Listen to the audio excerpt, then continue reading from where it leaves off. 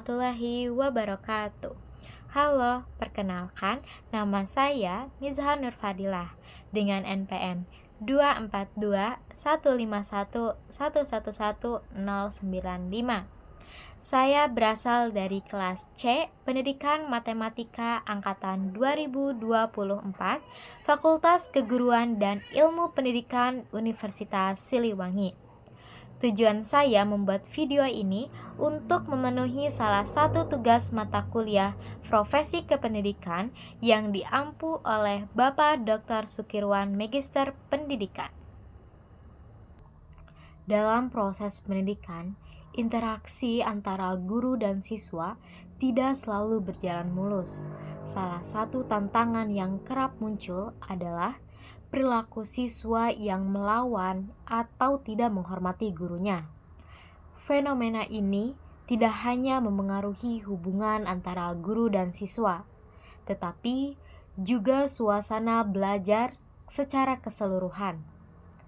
Dalam konteks ini, penting untuk memahami penyebab, dampak, dan cara menghadapi perilaku tersebut dengan bijak dan profesional.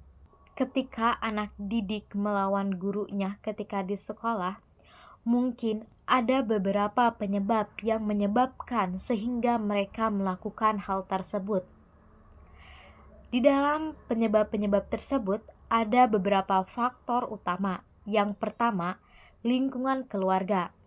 Nah, di dalam lingkungan keluarga ini dimungkinkan adanya kurangnya perhatian dari orang tua, pola asuh yang permisif, atau konflik keluarga yang dapat memengaruhi sikap anak di sekolah. Siswa yang kurang mendapatkan kasih sayang cenderung mencari perhatian dengan cara negatif, termasuk melawan guru. Yang kedua, adanya pengaruh lingkungan sosial. Nah, di dalam lingkungan sosial ini ada yang dinamakan teman. Nah, teman ini juga bisa memengaruhi perilaku siswa tersebut. Jika siswa berada dalam kelompok yang mendukung perilaku yang tidak hormat terhadap otoritas, maka sikap tersebut akan mudah ditiru. Yang ketiga, yaitu kondisi psikologi siswa.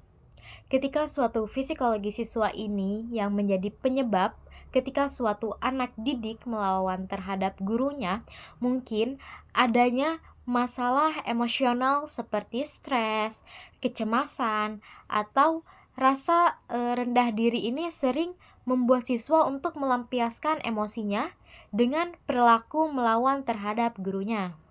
Selain itu, ketidaksiapan siswa untuk menerima kritik atau aturan yang sangat ketat di sekolah yang bisa menjadikan suatu faktor utama dari anak didik yang suka melawan terhadap gurunya. Yang keempat, pendekatan pengajaran yang tidak tepat. Guru yang terlalu keras atau kurang memahami kebutuhan siswa dan menggunakan metode pengajaran yang monoton dapat memicu reaksi negatif dari siswa.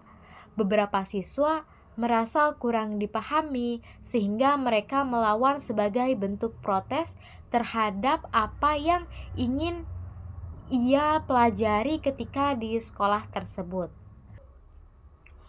Dari keempat faktor penyebab ketika seorang anak didik melawan terhadap gurunya, ada juga dampak yang dapat ditimbulkan ketika anak didik melawan gurunya.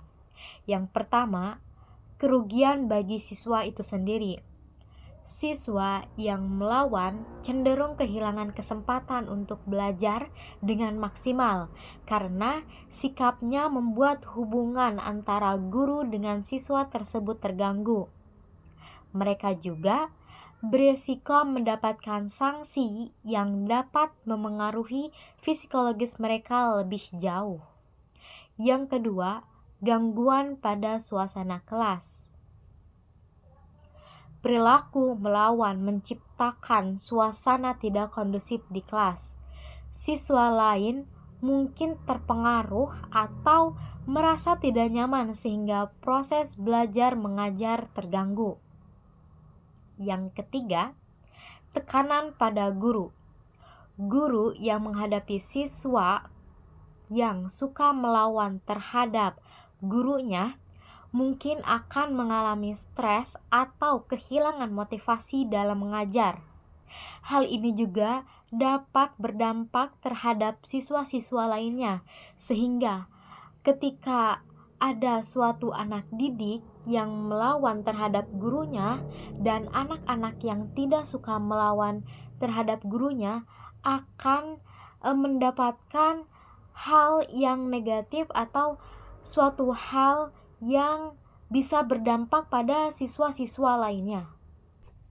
Selanjutnya yaitu bagaimana sih caranya menghadapi anak didik yang suka melawan terhadap guru?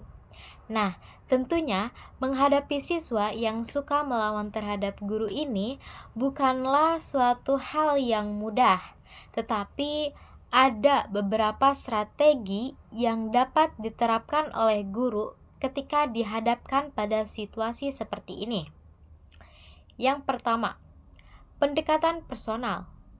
Maksudnya, guru sebaiknya mendekati siswa secara pribadi untuk mengetahui alasan dibalik sikap melawan mereka. Pendekatan ini dapat membangun komunikasi yang lebih baik dan membuka peluang untuk menyelesaikan suatu masalah dengan cara yang lebih manusiawi. Yang kedua, menciptakan hubungan positif. Guru ini perlu menunjukkan rasa empati, perhatian, dan penghargaan kepada siswa.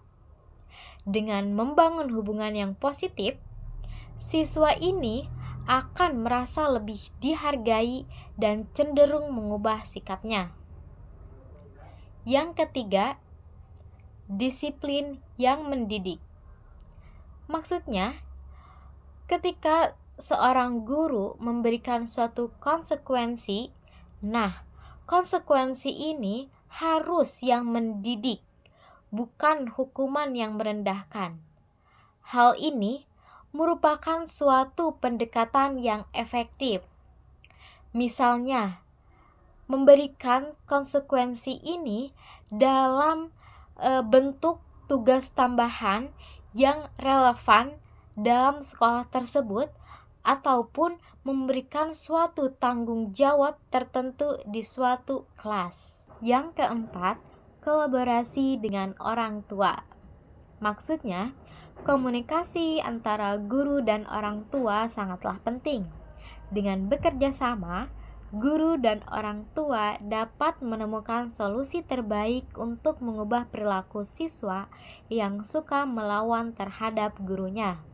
Karena guru di sekolah merupakan orang tua kedua kita dari orang tua pertama kita di rumah. Yang terakhir yaitu pengembangan keterampilan emosional siswa.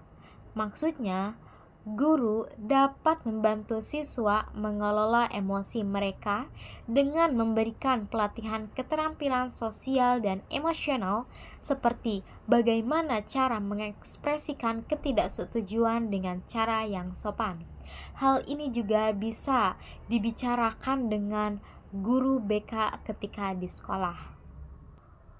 Perilaku melawan terhadap guru adalah tantangan yang membutuhkan perhatian khusus dari semua pihak, termasuk guru, siswa, orang tua, dan lingkungan sekolah.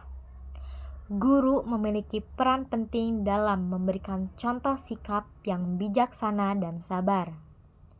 Dengan pendekatan yang empati dan profesional, siswa yang melawan dapat diarahkan untuk memahami pentingnya saling menghormati dan bekerja sama dalam menciptakan suasana belajar yang harmonis. Pendidikan bukan hanya tentang ilmu, tetapi juga pembentukan karakter yang membutuhkan kesabaran dan kerjasama. Dan itulah pembahasan yang telah saya ambil dari tema mengenai anak didik melawan terhadap gurunya. Mohon maaf apabila ada kesalahan. Terima kasih. Wassalamualaikum warahmatullahi wabarakatuh.